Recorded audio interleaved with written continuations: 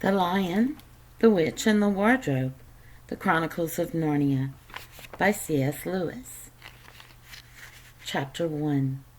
Lucy Looks into a Wardrobe. Once there were 4 children whose names were Peter, Susan, Edmund, and Lucy. This story is about something that happened to them when they were sent away from London during the war because of the air raids.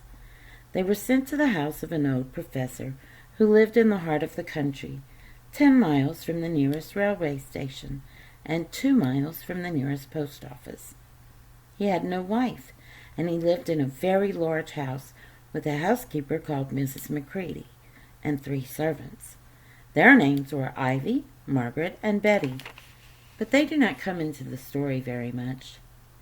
He himself was a very old man with shaggy white hair, which grew over most of his face, as well as on his head, and they liked him almost at once.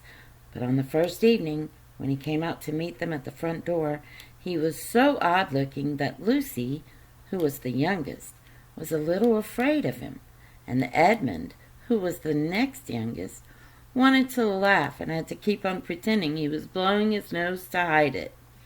As soon as they had said good night to the professor and gone upstairs on the first night, the boys came into the girls' room, and they all talked it over. "We've fallen on our feet, and no mistake," said Peter. "This is going to be perfectly splendid. That old chap will let us do anything we like." "I think he's an old dear," said Susan. "Oh, come off it," said Edmund, who was tired and pretending not to be tired, which always made him bad-tempered. "Don't go on talking like that." "Like what?" said Susan. "And anyway, it's time you were in bed." "Trying to talk like mother," said Edmund. "And who are you to say when I'm to go to bed? Go to bed yourself." "Hadn't we all better go to bed?" said Lucy. "There's sure to be a row if we're heard talking here." "No, there won't," said Peter. "I tell you, this is the sort of house where no one's going to mind what we do. Anyway, they won't hear us. It's about 10 minutes' walk from here down to that dining room, and any amount of stairs and passages in between." "What's that noise?" said Lucy suddenly.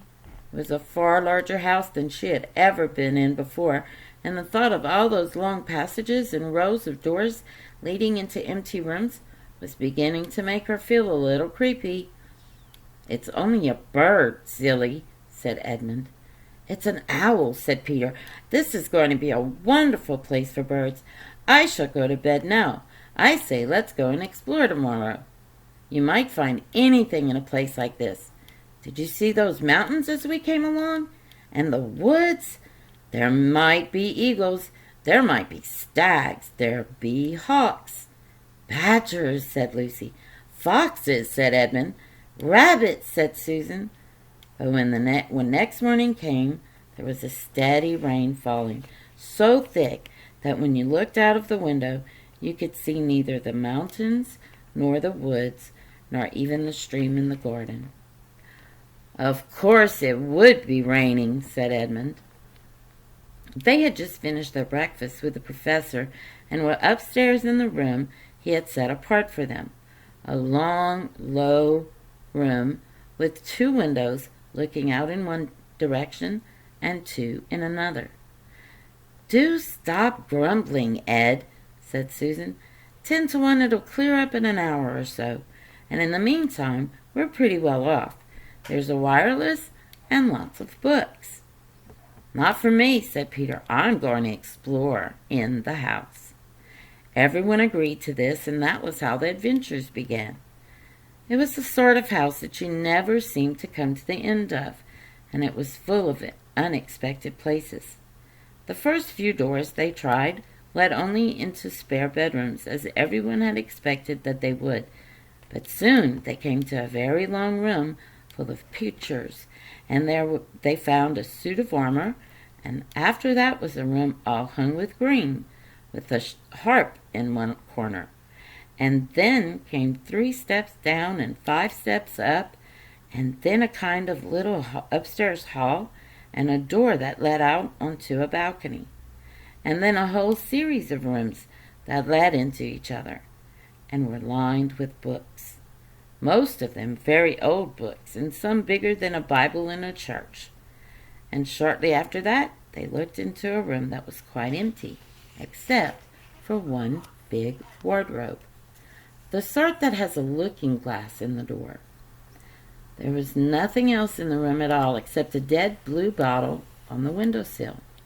"Nothing here," said Peter, and they all trooped out again, all except Lucy. She stayed behind because she thought it would be worthwhile trying the door of the wardrobe, even though she felt almost sure that it would be locked.